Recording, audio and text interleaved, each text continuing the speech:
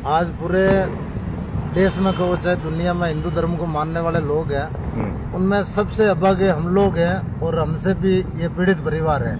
आज राहुल की मम्मी के 6 टुकड़े पड़े हैं और दुनिया लक्ष्मी पूजा कर रही है एम्स मोर्चरी के अंदर। ऐसा तो मुगल काल के अंदर औरंगजेब ने भी इतना क्रूर मौत किसी को नहीं दी होगी। जिस तरह से उस गुलामुद्दीन नाम के कसाई ने इस बहन को काटा था, इसके टुकड़े किए थे, क्योंकि मामला पता नहीं क्या है, लेकिन कल जब हमें मालूम पड़ा भाई 27 तारीख को इन्होंने रिपोर्ट दायर करवा दी थी गुमशुदगी की। इसके बाद में पुलिस हो रही थी और जो राहुल के पिताजी है उन्होंने अपने स्तर पे पता किया टैक्सी वाले का, तब पुलिस ने जाकर उसको पकड़ा, वहाँ लेके गए तो बताया कोई जलालुद्दीन नाम का, सॉरी गुलामुद्दीन नाम का जो बंदा था वो सामने आया था, वो लेके गया और 10 फीट का खड्डा खोद रखा पहले से एडवांस में। और अनीता जी को वहाँ पे पता नहीं किस हाल में तड़पा के मारा होगा।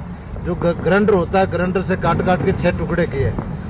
और उसके बाद में पुलिस को जब मालूम पड़ा टैक्सी ड्राइवर के मार्फत, तो पुलिस 3 दिन हो गए नींद में सो रही है। आज दिन तक अभी तक हत्यारा गिरफ्तार नहीं हुआ। तो दिन में हम लोगों को जैसे ही मालूम पड़ा, रात को एम्स हॉस्पिटल गए थे, तो रात में बातचीत की भाई सुबह धरना देंगे।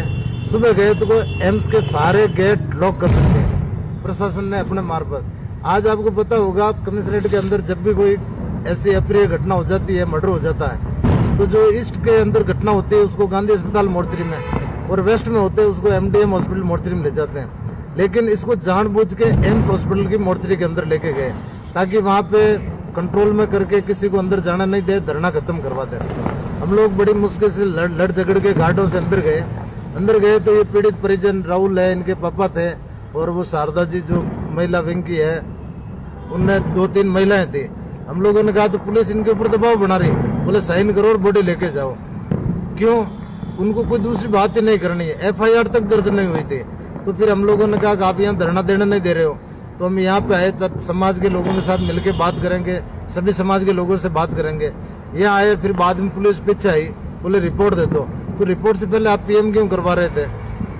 जब उनको FIR दी, FIR देने के बाद में शाम को आए, बोले बस इसका मौका मुआवना करवा दो।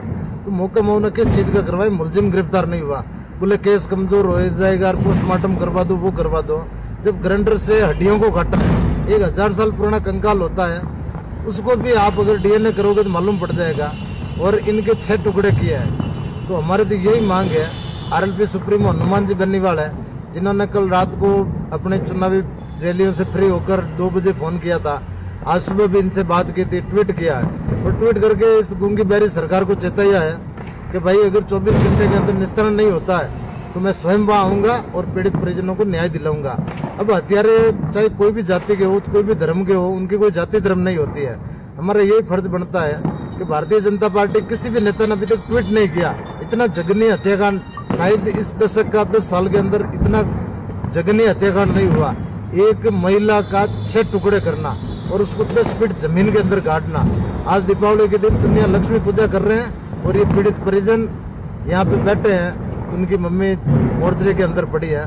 तो हम लोगों ने BJP के नेताओं से, जो कार्यकर्ता आए थे शाम को, कोई छोटे मोटे नेता होंगे, तो उनसे बात की तो बोले हम भजनलाल जी से बात कर रहे हैं। उदयपुर के अंदर कन्हैयालाल हत्याकांड हुआ था, तो उसके अंदर कन्हैयालाल की गर्दन काटी गई थी, तो उसके 2 टुकड़े किए और इसके 6 टुकड़े किए। हमने कही उसकी तर्ज पे जो पूर्ववर्ती सरकार ने 1 करोड़ रुपए और 2 जनों को नौकरी दी, और अभी भारतीय जनता पार्टी की सरकार ने ये वो जो विद्यार्थी का पत्र हुआ था चाकूबाजी से, उसको लेकर सरकारी नौकरी भी दी और 50 लाख का मुआवजा दिया।